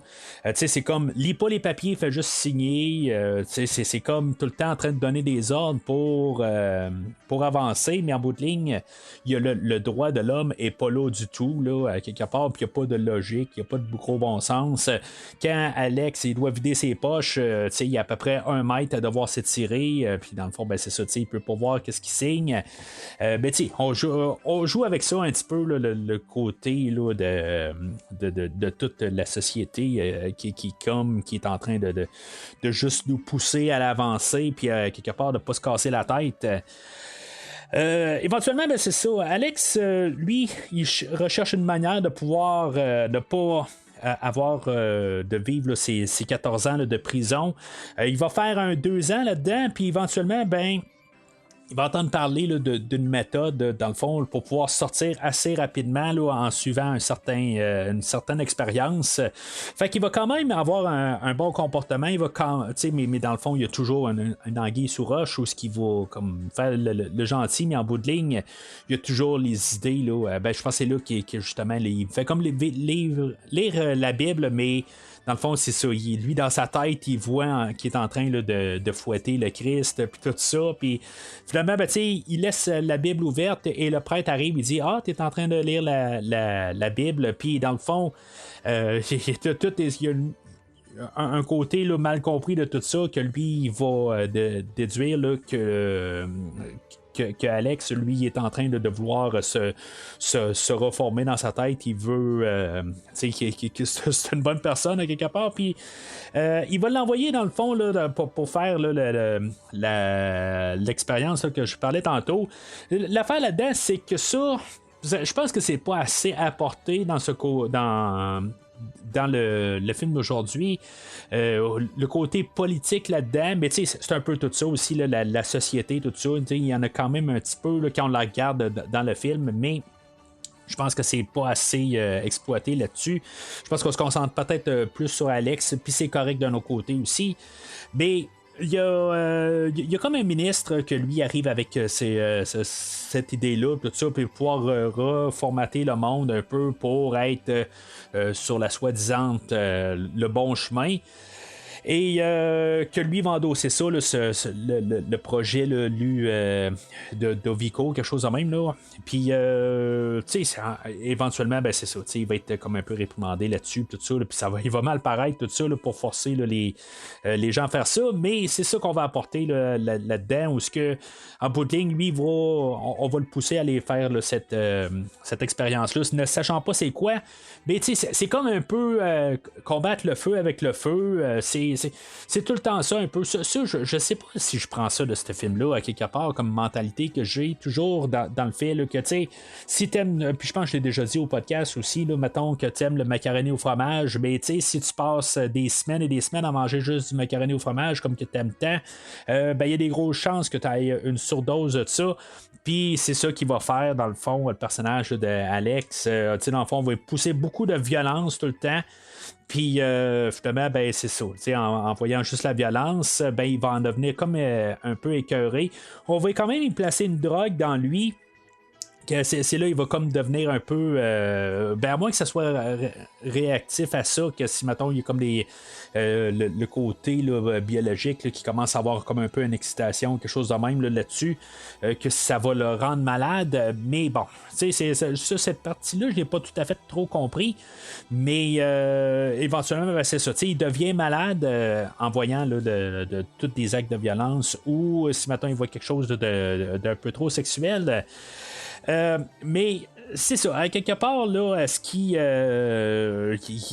est-tu honnête là-dedans, tout ça? C'est sûr qu'il y a toujours un peu des pensées là, là-dedans, mais tu sais, à quelque part, ça le fait quand même un petit peu penser de comme un peu là, de penser deux fois avant de faire quelque chose. Il y a la scène où, dans le fond, on va y écarteler les yeux, dans le fond, là, pour pouvoir regarder l'écran. Dans le fond, il y a un docteur littéral avec lui. Là, c'est pas un acteur, là, c'est vraiment un docteur qui est là à côté de lui pour le garder quand même les yeux toujours humides, pour tout le temps mettre des gouttes dans les yeux. On l'a quand même anesthésié, là, quand même, pour que ça soit un petit peu moins pénible, mais je veux dire, ça a l'air que la scène a duré à peu près 10 minutes, par contre. Là. Fait que mais c'est quand même assez long. Là, que tu dois garder tes yeux ouverts, tout ça, c'est pas très très plaisant. Puis ça a vraiment pas de l'air à faire du bien là, de se faire écarteler les yeux de même. Là, c'est vraiment. Je suis certain que c'était pas très très plaisant. Et qu'en même temps, ben, qu'il apprécie quand même là, d'être sous anesthésie là, pour pouvoir faire cette scène-là. Mais de le voir tout quasiment défiguré, en train de voir toutes les séquences, ben tu sais, je pense qu'on a, d'un côté, on empathise un petit peu avec Alex. Le fait qu'il, tu sais, bon, ok, c'est un, il est cruel, c'est pas une bonne personne, mais à quelque part, je pense que personne voudrait vraiment être dans sa situation.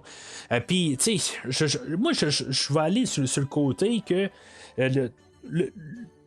on le suit d'un côté, puis on voit tellement le monde caricatural alentour qu'on empathise quand même avec ce personnage-là. Il y a quand même un charme qui va sortir dans toute la prestation là, de Malcolm McDowell, que c'est pas un personnage qu'on veut rencontrer. C'est comme Jason, mettons. Moi, j'adore Jason, mais à quelque part, je suis pas en train d'endosser tout ce qu'il fait, mais j'adore le personnage, puis ça va aller quand même avec le personnage de Alex, que à quelque part, je vais quand même empathiser un petit peu avec tout ce toute sa douleur, tout ça. Puis, sa performance, ben c'est ça, à quelque part, ce qui est comme un peu dégoûté, puis je veux dire, avec les yeux grands ouverts, je trouve que l'image est très forte dans tout ça. Puis, le docteur Brodsky qui est là, puis, qui dit... ben que quand même que tu cries comme n'importe quoi, le test n'est pas fini, il faut continuer. Puis là, ben en plus, il rajoute la trame sonore qui joue en arrière de ça, c'est de la musique de Beethoven. Fait qu'il y a comme un petit peu un blocage dans tout ça. Qui se fait quand même pour le personnage d'Alex, que tout ensemble, dans le fond, tout ce qu'il aime, dans le fond, il va en devenir dégoûté quand il va être renvoyé là, dans la société quelques jours plus tard, dans le fond. Désolé, Alex. C'est dans votre intérêt. Il faut avoir un peu de patience. Ce n'est pas juste. Ce n'est pas juste que je sois malade pendant que j'écoute le merveilleux Ludwig van.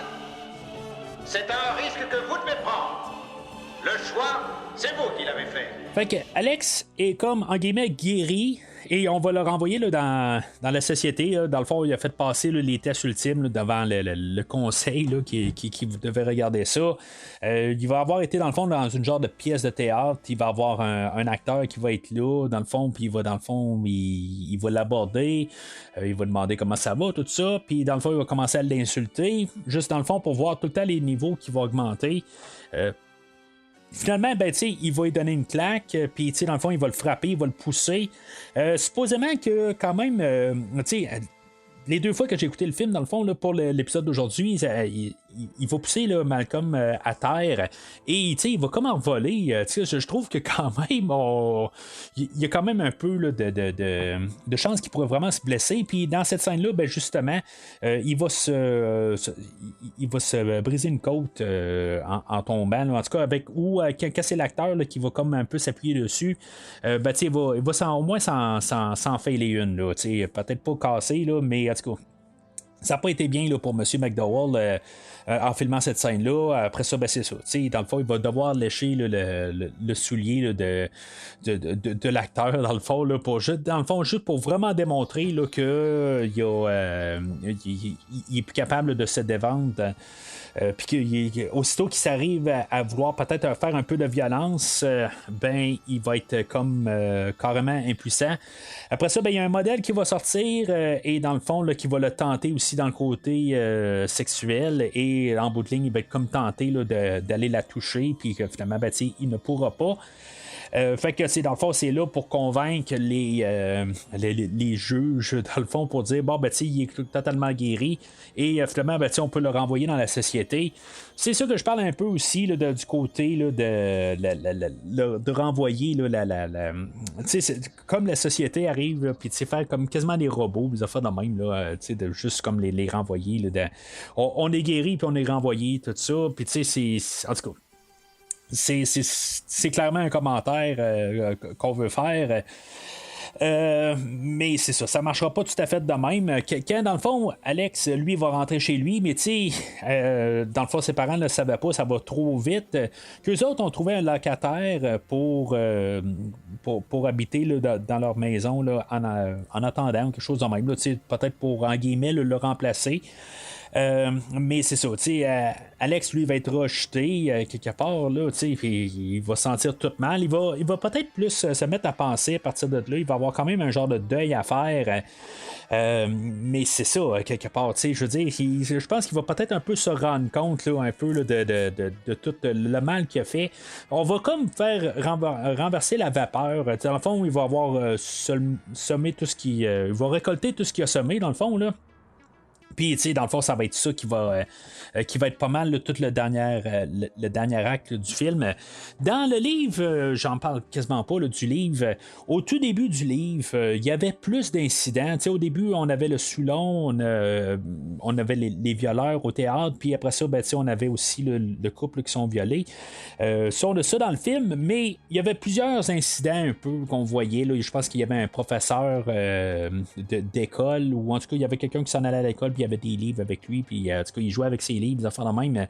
De plus dans le livre, puis dans le fond, on a coupé ça là, dans le film. Est-ce qu'on l'a filmé, puis que finalement, M. Kubrick a décidé là, il trouvait que c'était peut-être un peu trop. Ok, ben moi, c'est correct, quelque part, on a trois moments, puis dans le fond, on a 3 fois ben, toutes les choses reviennent tout à la fin.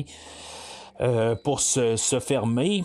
Puis, c'est ça, ben, pas les 3 affaires. Dans le fond, on a le côté là, de la dame là, au chaton, qu'elle est morte. Là, fait qu'on peut pas revenir avec ça. Mais, dans le fond, comment il se foutait de ses parents, ben là, ses parents se foutent de lui.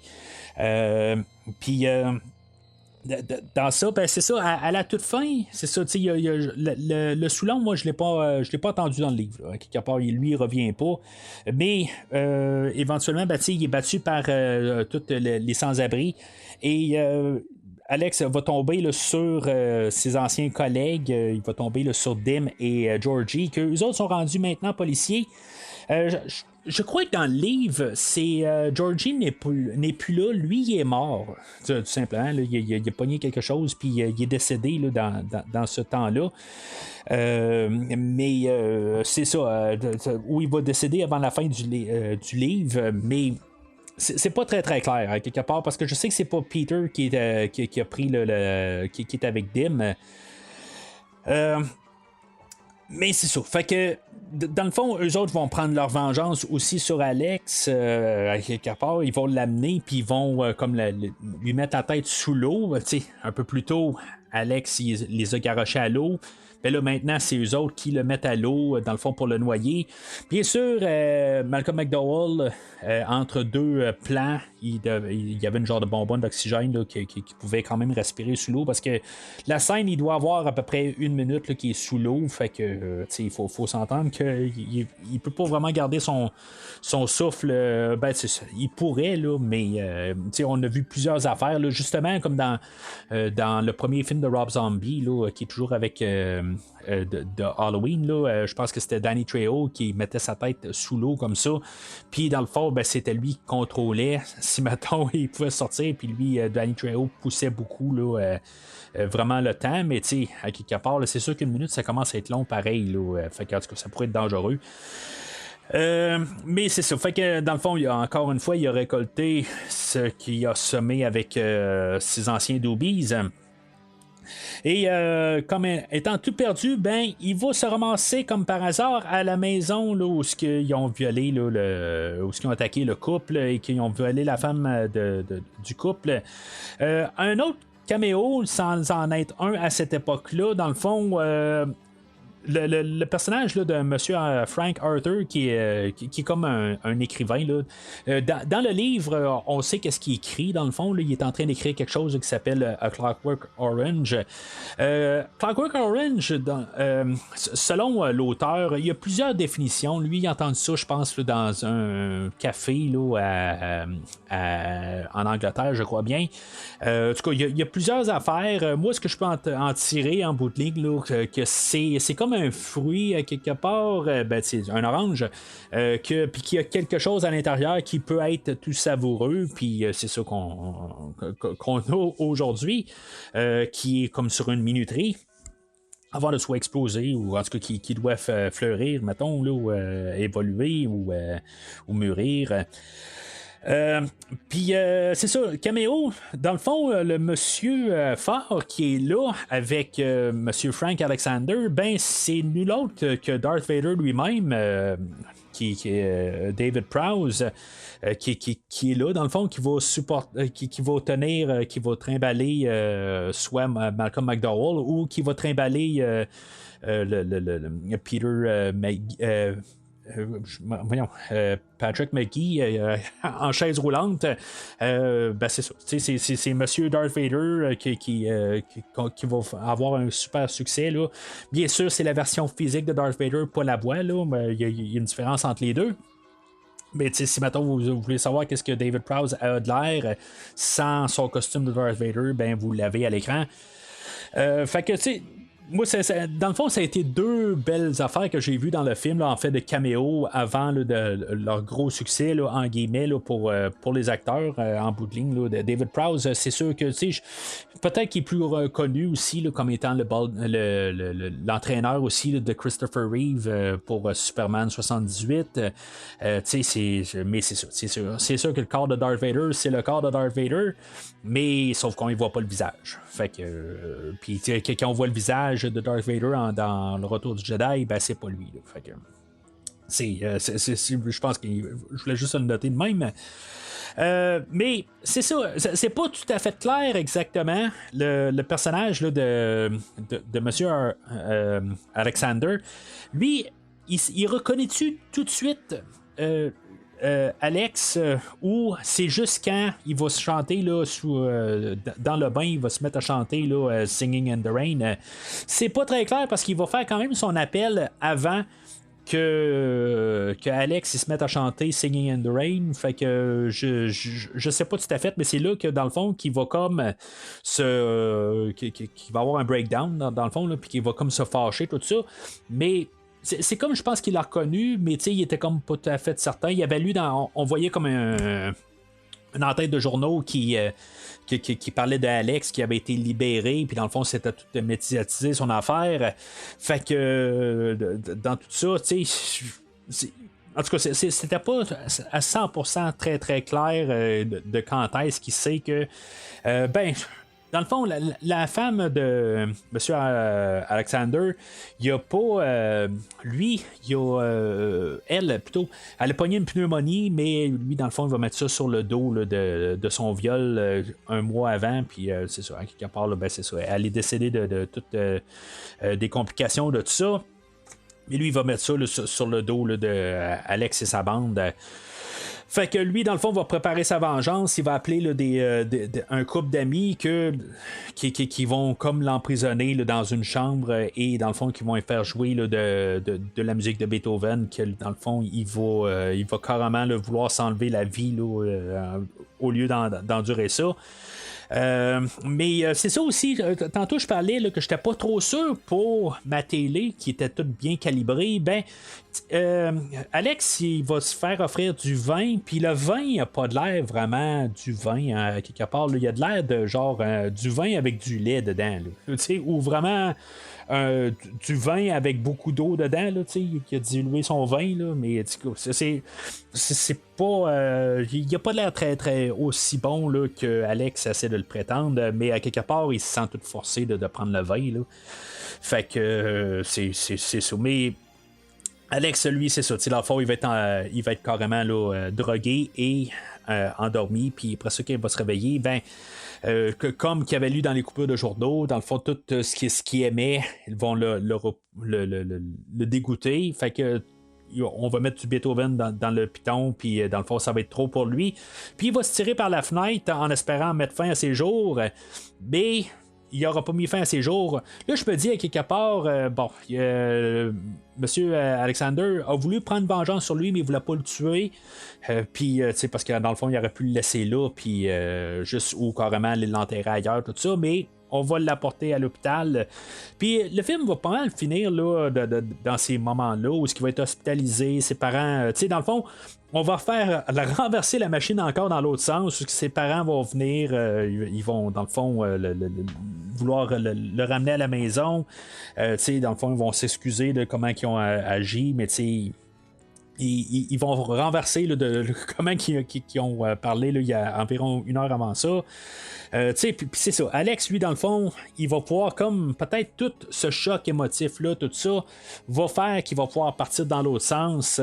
Probablement qu'il, lui, va pouvoir partir là, dans un côté plus encore pouvoir être plus violent, des affaires de même. C'est pas très clair à quelque part qu'est-ce qu'il peut faire ou pas. Il peut garder ça dans sa tête, mais ce qu'on sait, c'est qu'à la toute fin du film, ben, le ministre va venir le voir, puis dans le fond, il va venir comme lui promettre des choses, mais il va mettre ça très clair que c'est un côté politique. Dans le fond, c'est comme pour pouvoir dans le fond, sauver le visage politique, tout ça. C'est vraiment le ton de tout ça. Que, je veux dire, c'est quand même drôle un peu à la fin là, de cette idée-là. Puis que lui, Alex, lui, dans le fond, il embarque dans ça. Dans le fond, il se met une façade où ce que, dans le fond, il est toujours le bon gars, tout ça, mais en même temps, ben, c'est ça. Il y a toujours les côtés, là, les idées diaboliques dans la tête. Mais ça, le livre finit là. Dans le fond, avec l'idée oui, sarcastique, qui dit oui, j'ai été guéri, mais ça, c'est au sens pour le visage du monde, mais qu'il n'était pas guéri. Le dernier chapitre qui n'a pas été incorporé dans le film, ben, on se ramasse quelques années plus tard, dans le fond, quand Alex a 18 ans. S'il a passé 2 ans en prison, je sais pas s'il passe 2 ans en prison, par contre, dans le livre, je me rappelle pas de ça, mais en tout cas, il est rendu à 18 ans et qui va croiser Pete. Et ben, dans le fond, il est en train de se préparer à faire d'autres coups avec des nouveaux doobies. Et finalement, c'est ça, il va croiser Pete, que lui il est rendu avec une femme et je crois des enfants. Et ça me remet en question le personnage là, de Alex, que lui se dit, bon, ben, c'est peut-être qu'avec tout ça, il va changer par lui-même. Puis c'est ça qu'en tant que tel, là, qu'est-ce que l'éditeur américain avait dit à M. Burgess, l'écrivain original du livre, qui, en tant que tel, qui ne croyait pas en ça du tout, là, dans le fond, en côté éditorial, qu'il pouvait avoir un revirement du personnage, tu es qu'est-ce que tu es, mais qu'à quelque part, tu n'apprends pas de tes erreurs, des affaires de même. Puis c'est ça, à quelque part, ça finissait avec le côté optimiste que Alex, à quelque part, ben, qui commençait peut-être à se dire, ben là, c'est peut-être le temps que j'arrête de faire le con là, utilisant un petit peu un langage un petit peu plus coloré, là, mais pas si coloré que ça. Mais c'est ça, quelque part, c'est ça. Fait qu'on finit plus avec cette note-là, où ce que dans le fond, il est plus dans le côté que, tu sais, peut-être qu'il peut laisser ça en arrière, puis que, tu sais, que peut-être regarder sur un futur, peut-être plus optimiste, puis arrêter là, de penser plus, puis peut-être pour embarquer plus éventuellement, là, dans le côté là, de la société, là, dans l'engrenage, et évidemment se morfondre avec tout le restant de la société. Je pense que c'est ça un petit peu qu'on va apporter aussi encore un peu en nous faisant un clin d'œil.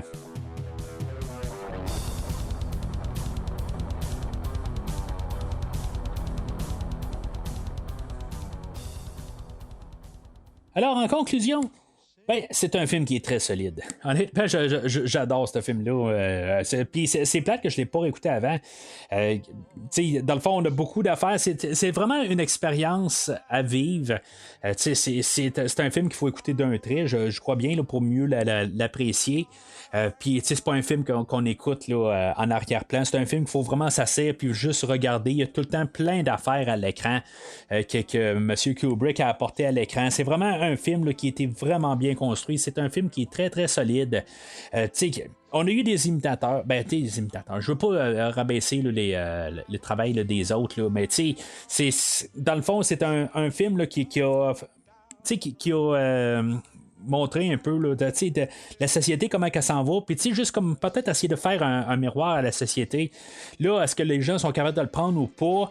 C'est sûr que il y a eu un peu la peur aussi que ça pouvait un peu influencer des gens à devenir comme Alex, puis qui deviennent beaucoup égocentriques, puis des affaires de même, puis vouloir faire des ravages. Ça l'a tellement fait peur que quand Stanley Kubrick s'est fait mettre ça au visage, il dit, tu sais que tu pourrais faire des fanatiques qui viennent chez toi, puis que finalement, qui te ramassent. Ça a l'air que M. Kubrick s'est arrangé pour détruire toutes les versions là, de ce film-là en Angleterre jusqu'à sa mort. Il en a eu peur. Il ne pouvait pas empêcher là, toute la distribution là, mondiale. Mais en Angleterre, son film a été carrément là, annulé. Là. Il a été cancellé là, en bon terme 2025. Et finalement, tout est ressorti là, après sa mort là, en 1999. Fait que c'est ça. Dans le fond, je sais pas ce qui se passait exactement dans sa tête, mais pour avoir créé quelque chose puis dire ouais, peut-être que j'ai fait un trouble aussi, puis en tout cas, mais mondialement là, c'est pas son problème quelque part, mais bon. Fait que il n'y a rien vraiment à pas aimer. C'est sûr que c'est un film qui va quand même montrer son époque. C'est pas un film là, qui sent le 2025. Il faut être capable de retourner, bien sûr, en 1971. Mais c'est un film qui est très bien construit. Si vous n'avez pas vu ce film-là, vous m'avez entendu parler là, pendant 1h15 là, sur ce film-là, puis vous ne l'avez pas vu en tant que tel. Je viens de vous le spoiler, mais il y a tellement de choses à voir dans le film. Je suis allé quasiment en superficie sur le film. Je pourrais faire encore le double de temps sur le film, là, de parler de tout ce qui est là visuellement. Là. Mais c'est un film là, qu'à chaque visionnement, là, il y a quelque chose à voir. C'est le côté des acteurs, en bout de ligne, honnêtement, là, le casting, là, c'est Malcolm McDowell, puis c'est tout aujourd'hui. Il y a 3 autres acteurs que j'ai nommés au travers de ça, mais honnêtement, c'est Malcolm McDowell qui fait le film. C'est son personnage qui contrôle tout. On est dans sa tête, c'est lui le narrateur tout le long, c'est lui qui nous dit comment il pense, tout ça. Je trouve que malgré qu'il est dérangé, je trouve qu'il apporte vraiment un charme qui fait qu'on est. Je veux pas dire qu'on endosse ce qu'il fait, mais on est capable d'embarquer un petit peu là, dans son univers, bien que dans le fond, on peut voir un peu des affaires qu'il va faire, mais pouvoir en étant à l'extérieur, tout ça, en tant que tel, là. Puis j'endosse pratiquement rien de ce qu'il fait, hein, quelque part, il faut s'entendre là, qu'il n'y a pas grand chose là, de bien qu'il fait dans le film. Je pense qu'il fait pas vraiment une bonne action volontaire. Je ne crois pas qu'il en fait une là, que dans le fond là, j'endosse absolument rien là. Mais c'est ça, juste pour un peu l'expérience, comme un jeu vidéo, mettons, où ce qu'on embarque un tel personnage pour faire telles actions, ben tout ça. C'est un peu ce qu'on peut faire avec le personnage là, d'Alex. Fait que c'est un verre, là, un très fort verre là, pour Orange Mécanique. Alors, votre humble narrateur s'est tapé, là, dans le fond, le film là, de 1965, Vinyl, réalisé par Andy Warhol. Dans le fond, si vous ne l'avez pas vu, là, c'est sûr que je vais vous le spoiler totalement là, dans les prochaines 10 minutes. C'est un film qui a été qui est en noir et blanc. Là, c'est un film là, très, très condensé de toute l'histoire là, de Clockwork Orange. Pourquoi ça s'appelle vinyle? Bon, je sais pas exactement pourquoi ça s'appelle vinyle. Dans le fond, je vais passer l'histoire un peu, là, puis, pour un peu vous dire, là, c'est extrêmement condensé dans toute l'histoire au complet. Là. On s'entend que c'est en 1 heure, puis il y a 2 plans de caméra. Fait que c'est très budget fermé. On parle de 7 acteurs. C'est tout, à quelque part. C'est juste qu'il y a une caméra qui est dans le coin de la salle, puis on filme qu'est-ce qu'il y a des acteurs. Les acteurs, ils sont comme là. Ça a l'air d'une pratique, honnêtement. Là, on a le personnage de Victor. Dans le fond, il n'y a aucun personnage là, qu'on a gardé les noms. Là, on a juste comme refait les noms. Ben, dans le fond, je pense qu'il y a un personnage qui s'appelle JD, puis je suis pas trop sûr de ça. Là. Mis à part le personnage de Victor, dans le fond, quand même, les 2 films commencent pareil avec le plan de Victor plein écran. Bon, c'est sûr que est-ce que c'était vraiment en 4:3? La version YouTube que j'ai pu écouter est en 4:3, mais c'est tiré d'une copie VHS. Fait que si c'est une copie VHS, ça veut dire qu'elle a été enregistrée probablement là, dans les fin 80-90 à quelque part. Fait que c'est une réédition du... Tu sais, ça a-tu passé sur un tel spécial? Ça a-tu été coupé pour la télé 4:3? Fait que c'est sûr que c'est pas très clair. Ça a-tu été filmé dans ce format-là initialement?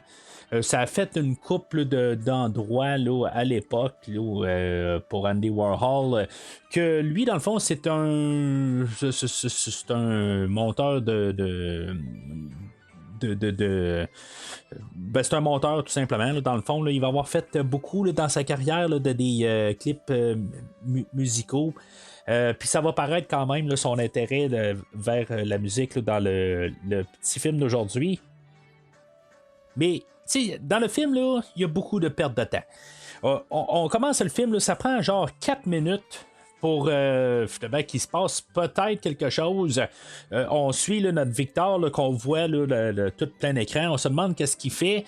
Puis dans le fond, il est en train de soulever des poids. Puis après ça, il les met à terre. Puis après ça, il les reprend. Puis en tout cas, il soulève ses poids. C'est pas très clair. Comme je dis, si maintenant ce film-là était plus widescreen, en 16:9, je pourrais peut-être comprendre, ou un autre format, là, dans le fond, un petit peu plus large.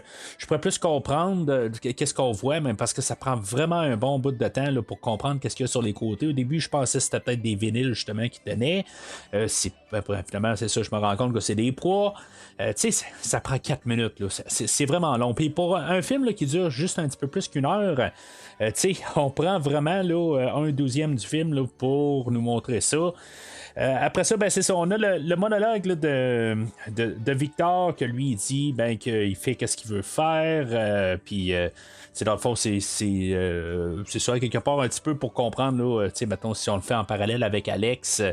C'est ça, en bout de ligne, là, c'est un peu un rebelle. Il y a un doobie, je crois, avec lui. C'est pas très clair, à quelque part. Il y a 7 personnes à l'écran qu'on voit. Il y en a un qui est assis. Il y a un modèle. La femme, elle s'appelle Eddie Seegers, quelque chose de même, qui a, comme par hasard, était là pour une séance photo. Puis Andy Warhol l'a juste comme dit, tiens donc, j'ai besoin de quelqu'un là, pour rajouter dans mon film. Mais en tant que tel, là, tout le monde est là à l'écran, puis ils font juste comme rester là. Ce qui m'a quand même frappé, ce qui était comme en guillemets le fun, ayant lu le livre, je parlais d'une scène qui n'avait pas été incorporée là, dans la version là, de Stanley Kubrick, où ce que les Doobies attaquaient quelqu'un, je pense que c'est un professeur d'université, quelque chose de même là, avec des livres. Dans le fond, on a un étirement là, de cette scène-là où ce que il va aborder. Là, il y a quelqu'un qui est assis en arrière de notre Victor et que finalement il va le voir et qui commence à y parler il dit qu'est-ce que tu lis, puis c'est ça, il est en train là, de ramasser ses livres, puis en tout cas c'est hilarant quelque part parce qu'il se ramasse avec plein de feuilles de papier, puis ça dure encore 5-6 minutes. Finalement, c'est ça. Ils vont comme le ramasser, lui et son doobie. Puis, puisque la caméra, elle bouge pas, elle reste juste à la même place, ils s'en vont comme tout en arrière-plan, puis ils vont l'attacher, ils vont un petit peu le martyriser. C'est pas trop clair, quelque part. Est-ce que lui, dans le fond, je vais l'appeler le professeur d'université ou l'étudiant ou peu importe là, qu'est-ce que c'est, il va comme rester en arrière-plan après ça. Il va être pris en charge par le docteur, je crois, mais c'est vraiment spécial parce que pendant toute la moitié du film, puis sinon 3/4 du film, on a quelqu'un qui est en arrière, puis je crois que c'est la personne qui est agressée au début du film, parce que honnêtement je réécoute pas ce film là 2 fois là, je vous le dis tout de suite là, je me tape pas ça 2 fois, ça a été un petit peu trop pour moi là, à quelque part là, qu'on voit la même affaire, puis c'est peut-être d'un côté artistique là, si maintenant vous êtes vraiment là fan de film, de l'art du film, ça peut peut-être faire, là, mais c'est comme. C'est parce qu'en même temps, on voit tout mal. Dans le fond, la copie VHS, ça devient tout pixelisé, puis en plus, c'est ragrandi sur ma 55 pouces. Fait que, c'est comme ça, là, quelque part. On comprend pas tout à fait des fois qu'est-ce qui se passe à l'arrière. Puis, c'est ça. Il y a quelqu'un qui est en arrière, puis qui se fait martyriser tout le long en train là, de je sais pas qu'est-ce qu'ils font exactement. Ils vont commencer à y mettre des choses dans le visage, ils vont je sais pas, ils font un traitement ou quelque chose de même, éventuellement il y a un monsieur qui est assis là, il y a un bout Victor, c'est ça, il dit que lui est prêt à faire je veux dire, c'est un rebelle, puis il fait ce qu'il veut, puis il va agresser là, l'étudiant au livre, puis après ça il va revenir, puis là, tout d'un coup, il va se mettre à danser sur de la musique, et il y en a un qui va arrêter la musique, puis il va se fâcher. Puis, dans le fond, il va essayer de se battre avec, mais la personne va le planter à terre. Puis, le gars qui est assis à côté, qu'on voit tout le long, qui s'est mis à rire une couple de fois, va se lever, puis lui, tout d'un coup, c'est un policier, il va le ramasser, il va l'attacher à une chaise, puis il va commencer à se sermonner, il va dire, là, tu sais, je vais te forcer à passer un traitement pour arrêter là, d'être un rebelle. Puis là, il y a un des figurants en arrière qui est en train de martyriser la personne qu'on voit là, depuis une demi-heure se faire martyriser en arrière, qui va arriver à l'avant-plan. Puis lui, c'est le docteur qui va traiter, en guillemets, Victor pour les dernières 20 minutes du film. Puis, tu sais, dans le fond, ils vont le traiter. Son traitement dans cette version-là, c'est comme, je pense qu'il branche, puis dans le fond, ça se passe tout dans sa tête, parce qu'il va voir des images, mais en même temps, il va comme l'agresser, il va le battre, tout simplement, il va comme tout le brasser, il va y mettre un masque dans le visage, il va y faire toutes sortes d'affaires, puis c'est ça, c'est comme on va combattre vraiment le feu avec le feu, c'est vraiment... Comme après ça, ils vont mettre comme la musique aussi, là, puis il va comme rejeter toute la musique, tout ça. Puis, en tout cas, il va devenir une marionnette pour tout le restant du film, quelque part, où le docteur va comme abuser de lui. C'est comme il va y couper les cheveux. Le film va finir, puis il va être en train d'y couper les cheveux. C'est comme si il y a un bout où Victor va se relever, puis il va comme faire une danse sensuelle avec le docteur. C'est comme ça part dans toutes les directions là, dans les 20 dernières minutes là, de ce film-là. C'est vraiment quelque chose d'assez spécial à écouter. Peut-être que si vous êtes vraiment fan là, du film de Stanley Kubrick, peut-être que je vous dirais écoutez-le une fois quand même, là, juste pour voir un peu qu'est-ce que ça peut donner. C'est vraiment un film expérimental. Puis, honnêtement, je me cirerai jamais, là, je vais jamais me rassir là, pour écouter là, cette affaire-là. C'est un gros rouge solide, mais je comprends qu'est-ce qu'on voulait faire un peu comme idée. Je veux dire, c'est vraiment un film expérimental. C'est pour ça que je peux pas dire que c'est de la merde totale. Je veux dire, je peux pas l'endosser, mais parce que c'est pas vraiment écoutable, mais ça a un genre de charme pareil. Juste le fait là, d'être. Ça a l'air d'une pratique. On dirait que tout, on a les acteurs qui sont là, puis qui ont le script, puis pour ceux-là qui ont des scripts, parce qu'il y en a qui parlent pas du tout. Puis tout simplement, il reste là. Puis pendant qu'on a notre Victor qui se promène un peu au travers des acteurs, c'est ça. Quelque part, ça a vraiment l'air d'une pratique que finalement, on n'a pas eu d'autres pratiques. Finalement, ça a été le film en tant que tel. Mais c'est ça. Fait que ça vient dur un petit peu à écouter parce que on entend une couple de chansons passer au travers. Là. Ça, c'est pas le problème en tant que tel. Les musiques sont. Les chansons, c'est des bonnes chansons que j'aime bien. C'est des chansons d'époque, là, bien sûr. Je pense qu'on a The Kings, on a un petit peu de Rolling Stones au travers de ça. Selon Wiki, il disait Rolling Stones, je l'ai pas réussi à la décerner, la chanson des Stones. Il y a des tunes qui se répètent au travers de ça. Mais je connais pas tout le catalogue là, des Rolling Stones de toute façon, fait que c'est fort possible qu'elle ait passé. Mais en tout cas, mais les tunes ils reviennent en boucle, mais c'est des tunes que j'ai aimé quand même entendre tout le long. Mais c'est ça.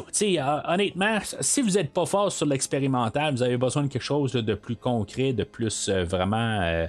Un film en guillemets standard, là, c'est vraiment pas pour vous. Là. Je pense que c'est vraiment pour les fans durs à cuire, hardcore, pour Clockwork Orange. Si, mettons, là, c'est quelque chose que vous voulez écouter pour le fun, là, je vous le conseille vraiment pas. Vous pouvez aller sur YouTube, comme la manière que je l'ai écouté, là, Vinyl 1965, Andy Warhol, vous allez tomber dessus.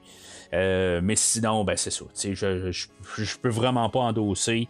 Et c'est ça. À quelque part, là, c'est vraiment dommage. En tant que tel, j'avais pas vraiment d'attente. Il faut s'entendre avec ça. Là. Mais ça aurait pu être quelque chose. Mais la version de Stanley Kubrick ramasse totalement là, ce film-là. Alors, vous venez d'entendre qu'est-ce que j'ai pensé là, sur les deux versions de l'histoire. Fait que si maintenant vous avez aimé, qu'est-ce que ça va être ça pour aujourd'hui là. La semaine prochaine, on va tourner encore dans un film solo. Dans le fond, on va parler là, du film avec Joaquin Phoenix, Elle. Ça va être comme un spécial Saint-Valentin. En tout cas, histoire d'amour avec l'humanité et l'intelligence artificielle qui se rencontrent. On a abordé ça un petit peu là, dans Blade Runner 2049, aussi là, dans Ex Machina, puis on va aller aux prochaines étapes là, dans le film. Je pense que j'en ai parlé de ce film-là. Je ne me rappelle pas dans quel podcast là, entre les deux que j'ai mentionné, là, mais c'est un film que je devais couvrir éventuellement. Fait que ça va être ça la semaine prochaine. Entre-temps, n'hésitez pas à parler là, à commenter sur les réseaux sociaux. Qu'est-ce que vous pensez du film d'Orange Mécanique? Pour vous, est-ce que c'est le meilleur film de Stanley Kubrick?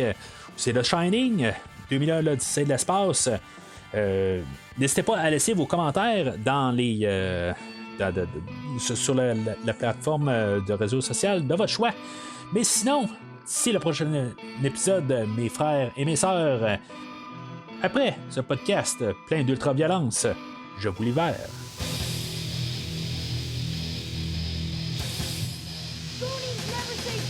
Merci d'avoir écouté cet épisode de Premier Visionnement. J'espère que vous vous êtes bien amusés. Je vous donne rendez-vous la semaine prochaine pour la couverture d'un autre film. Si vous voulez entre-temps regarder le catalogue complet du podcast et télécharger des épisodes passés, rendez-vous sur premiervisionnement.com. Remember, Sally, when I promised to kill you last? I lied. Vous pouvez aussi suivre le podcast sur plusieurs plateformes, dont Apple Podcast, Spotify, Podbean, Google Podcast, Amazon Music et YouTube. N'hésitez pas à donner une critique de 5 étoiles sur la plateforme de votre choix. Vous pouvez également suivre Premier Visionnement sur Facebook et Twitter pour rester informé de nouveaux épisodes. Premier Visionnement a besoin de votre aide pour grandir. Vous pouvez partager le podcast avec vos amis qui s'intéressent au cinéma de tout genre. And you will know my name is the Lord when I lay my fingers upon thee. Le podcast a également besoin de votre support monétaire pour continuer.